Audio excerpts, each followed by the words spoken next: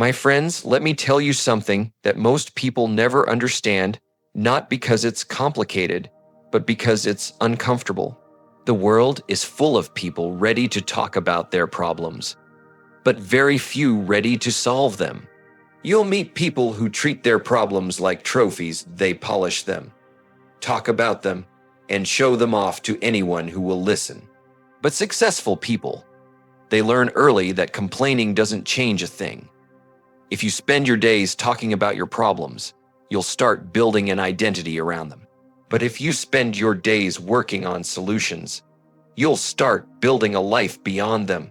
It's one of life's hardest truths to accept, but once you do, it sets you free. Most people don't care about your problems, and that's perfectly okay. See, everyone is walking through their own storms. Everyone has a private battle that no one else sees.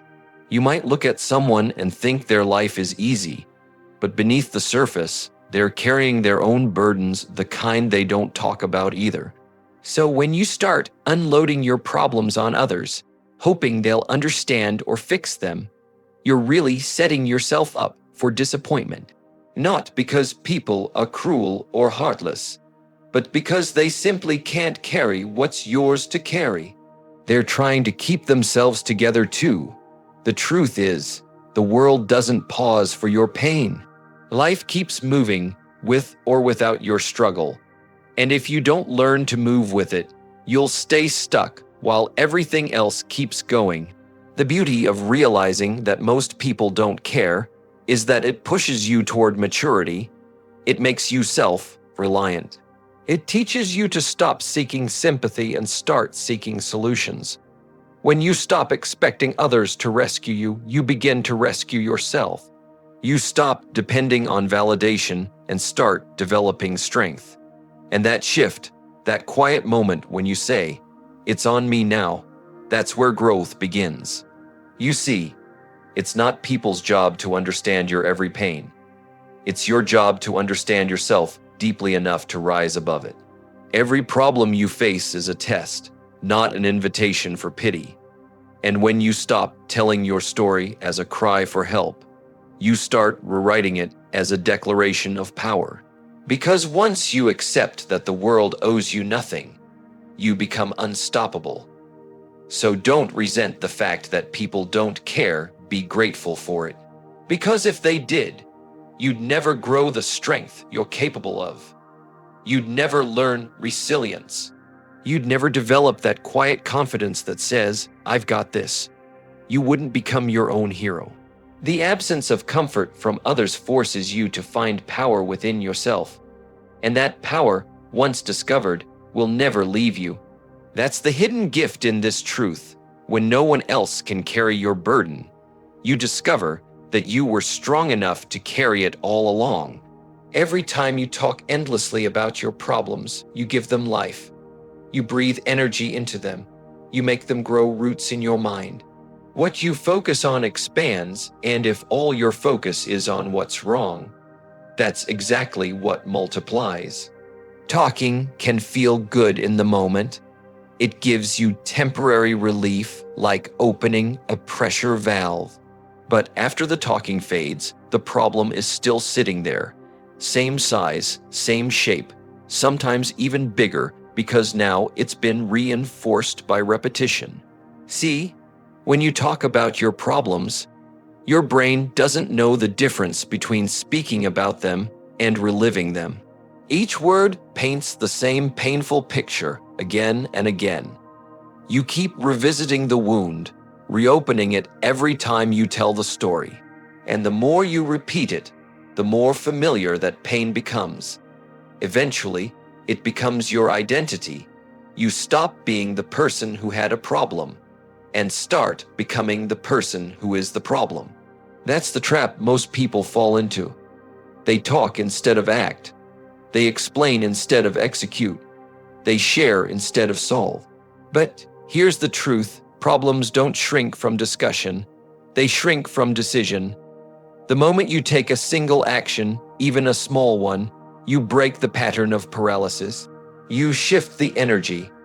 Action is what begins to starve the problem.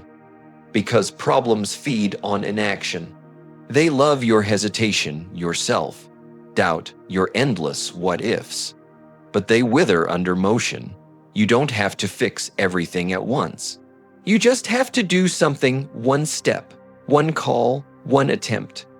Progress is a better healer than conversation.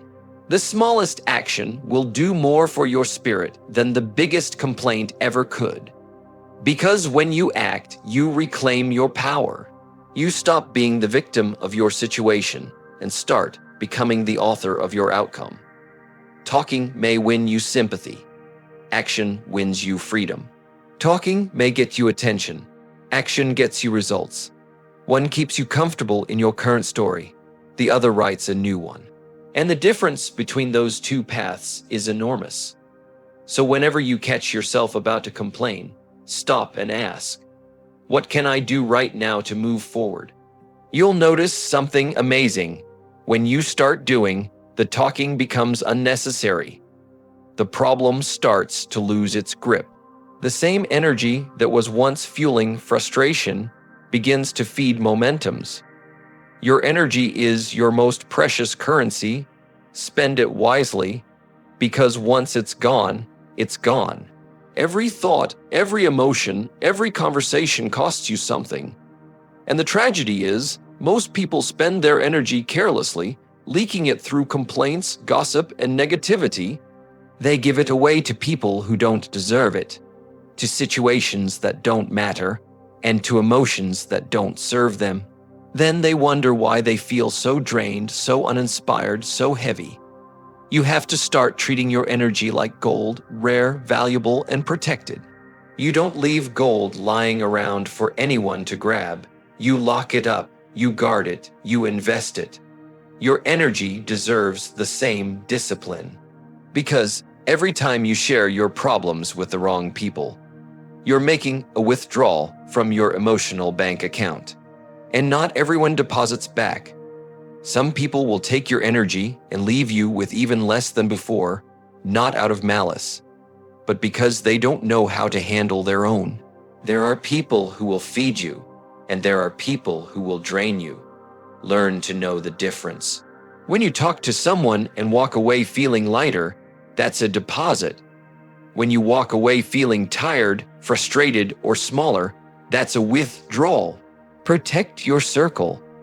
Not everyone deserves access to your thoughts, your dreams, or your struggles. Some people will misunderstand your pain.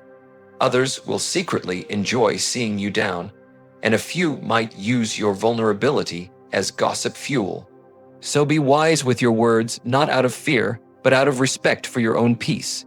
Your energy is what fuels your growth, your goals, your purpose.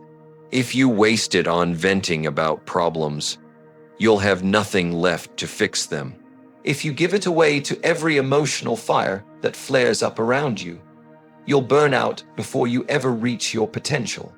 Every complaint, every argument, every negative thought, it's like throwing handfuls of gold dust into the wind. You'll never see that value again. Start being intentional about where your energy goes. Pour it into things that build you, your health, your work, your mindset, your dreams. Spend it on growth, not gossip. Use it to build solutions, not stories of struggle. And most importantly, protect your peace from the noise of the world. You don't have to attend every argument you're invited to. You don't have to explain your struggles to people who don't care to understand. You don't owe anyone access to your emotional space. Strong people are not the ones who fight every battle. They're the ones who choose which battles are worth their energy.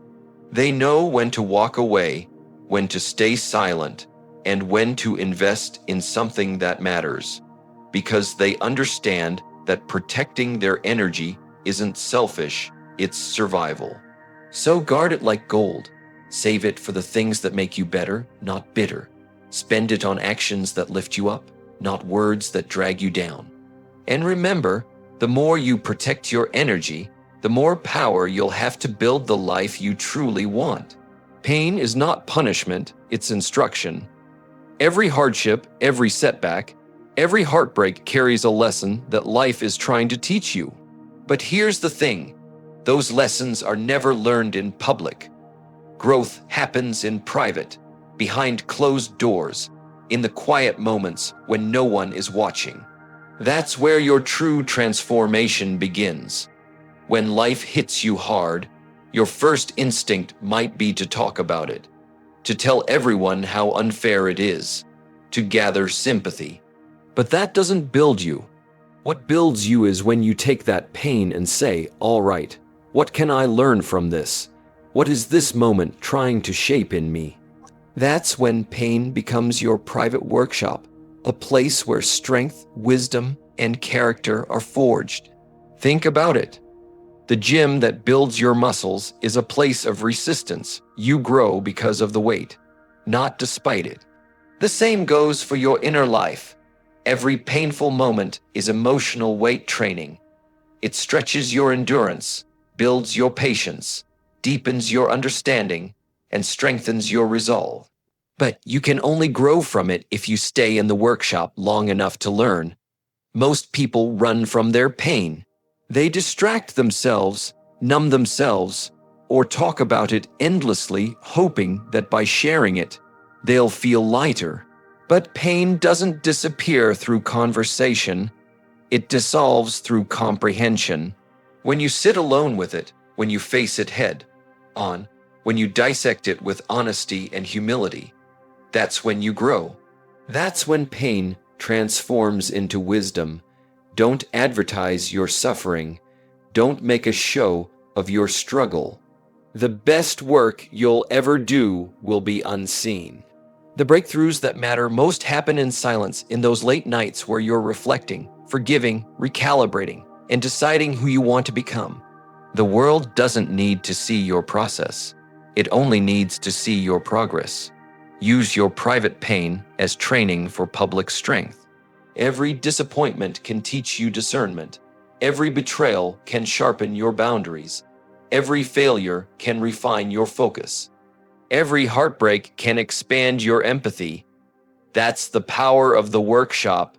It turns wounds into wisdom and scars into stories worth telling later, when the lesson is complete. And when you finally emerge from that workshop, calmer, stronger, clearer, you won't need to explain yourself. Your growth will speak for itself. People will see the difference in your posture, your peace, your decisions. They'll notice the quiet confidence of someone who has been through the fire and learned how to build with the ashes. So the next time pain knocks at your door, don't run from it. Invite it in, sit it down and say, teach me. Study your pain like a subject worth mastering, because it is. Life's greatest transformations rarely happen when everything is easy. They happen when you decide that your pain will no longer break you, it will build you. Let your pain become your private workshop. The world doesn't need to see the hammering, the shaping, the struggle. They'll see the masterpiece later. There's a sacred power in silence, the kind of silence that comes from self-control, from discipline, from wisdom earned through experience. Most people speak too soon. They talk in the middle of their storms. They cry out in the center of their pain. They broadcast their wounds while they're still bleeding. But here's the truth. Your words carry real weight only when they come from healing, not from hurting. Speak only when you've overcome, because that's when your story turns from a complaint into a contribution. When you speak too early, you speak from emotion, not understanding. You say things you'll later regret. You tell stories from the perspective of the victim, not the victor. You look for sympathy instead of sharing strength. But when you wait, when you let time, reflection, and growth do their work, your pain matures into wisdom. Then your story stops draining others and starts inspiring them. People can feel the difference between words born from chaos and words born from clarity. You see, when you're still in the middle of the fire, you can't see its purpose. You only feel the heat, the smoke, the discomfort. But once you've walked through it, and reached the other side. You understand what it was trying to forge in you. That's when your voice gains authority. That's when your words carry power, because you're no longer guessing, you're testifying. You've been there, you've lived it, and you've risen above it.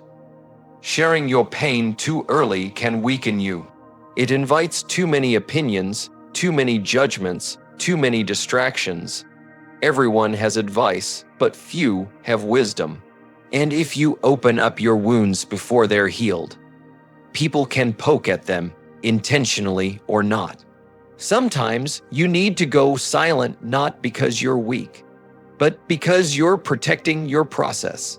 You're guarding your transformation from outside noise. Real strength doesn't always need to announce itself. Sometimes it just quietly rebuilds. You don't have to post every struggle. You don't have to explain every setback. You don't have to defend every choice. Keep your growth sacred until it's solid. Speak only when your scars have closed, when your voice no longer trembles, when your heart has found peace with what happened. Then your story will come out not as a cry for help, but as a message of hope. Because there's a difference between talking about pain and teaching from it. One drains energy, the other transfers power. The first keeps you stuck. The second helps others rise. People don't need to hear about your wounds, they need to see your wisdom. They need your example, not your exhaustion. They need proof that healing is possible, not reminders that hurt exists. So let silence be your strategy while you're still building. Let humility be your companion while you're still learning. When the lesson is complete, when you've stood back up, when your eyes see clearly again, then speak. And when you do, your words will carry the kind of force that only comes from truth lived through. Don't speak in the storm. Speak from the sunlight that followed it. Don't speak from pain, speak from power. Don't speak to be heard, speak to help. Because when you've truly overcome, your story no longer serves you, it serves the world. My friends, don't share your problems, share your progress. Don't broadcast your wounds, heal them quietly. Don't seek sympathy, build strength. Remember, your problems are not your identity. They are simply challenges designed to reveal your potential. Handle them privately, solve them powerfully, and let your success speak publicly. As Jim Rohn would say, don't wish it were easier, wish you were better. And one way to become better is to stop talking about your problems and start transforming them into power.